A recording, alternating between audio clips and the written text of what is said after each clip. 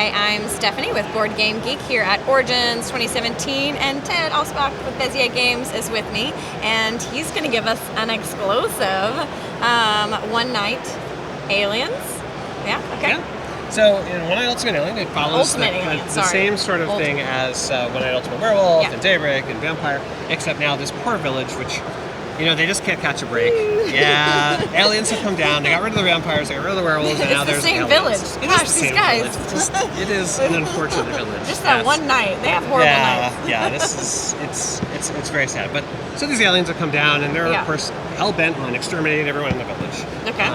And that's the village realizes, you know what, the only way to stop them is to get rid of them first. So they got to take out an alien before the aliens can start doing whatever it is the aliens do, and we'll get into details on that, because the word probe I don't think is allowed. You might have to bleep that out.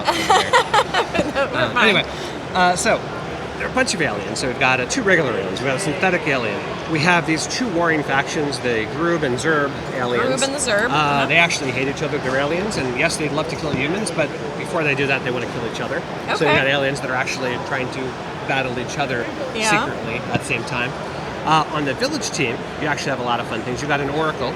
The Oracle basically has some extra knowledge, and she has special magic powers that the app will involve with her. You've got a cow.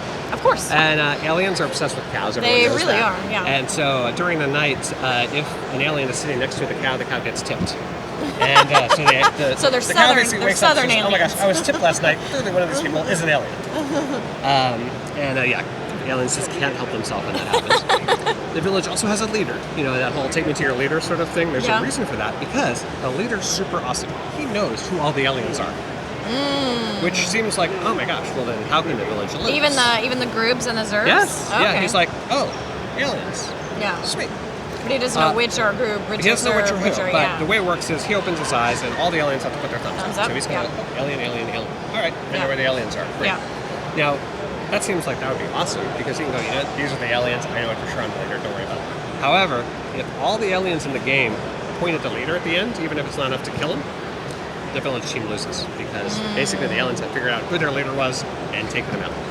Yeah. So that's a little bit of a problem for him. So he has all this information, but he can't be overtly talking about it and say that these are the aliens, because the aliens are going to go, oh my god, that's the leader, let's just kill him and we win. I don't care if you guys know who we are, because we're going to take out your leader. Right. So he's got a very kind of fine line to walk. Yeah. The information he has. There's a psychic who's kind of like a seer, except the app's going to tell her specifically who to look at each night. She might look at a specific player or a specific set of cards or a whole variety of different things that the app does, and it's different. And the app will be random? Okay. Yeah, all these roles actually is one of the cool things about this. That's interesting, because you don't go, oh no, we know that she had to for sure look at this, so... Yeah. So if you claim that you're the psychic, you could still kind of... Oh, you can pledge things by the way. It's always this, or this. Right. Rascal, similar to the Troublemaker in the other games, except that he has to maybe switch between specific players, or he may switch between specific players, himself, another player, himself in the center, all sorts of things. So he switches cards up. And you also got an exposure on the village team, which sounds terrible, but it's back in the day, and you know they didn't have those issues that we might have in these times.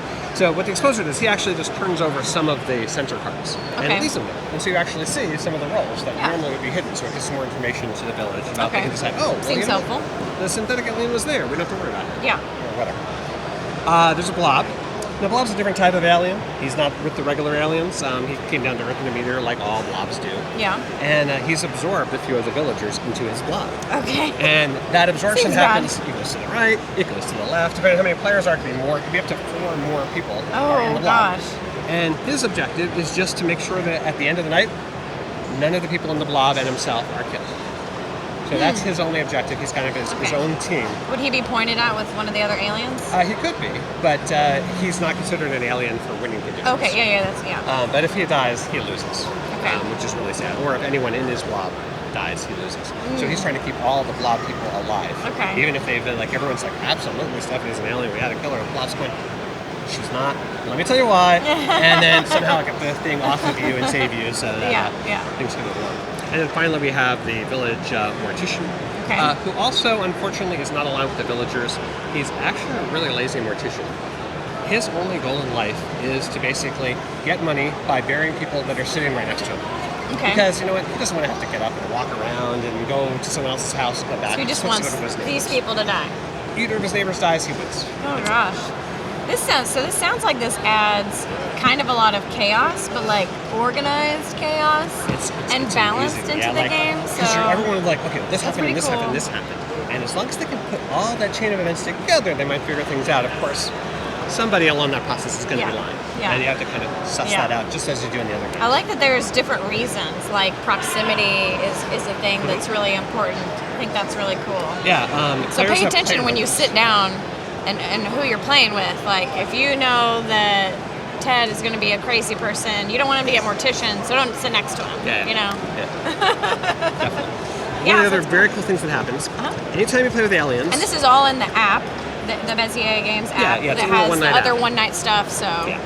I'm going to put a couple of rolls here. I'm going to show you one of the really cool things that happens here.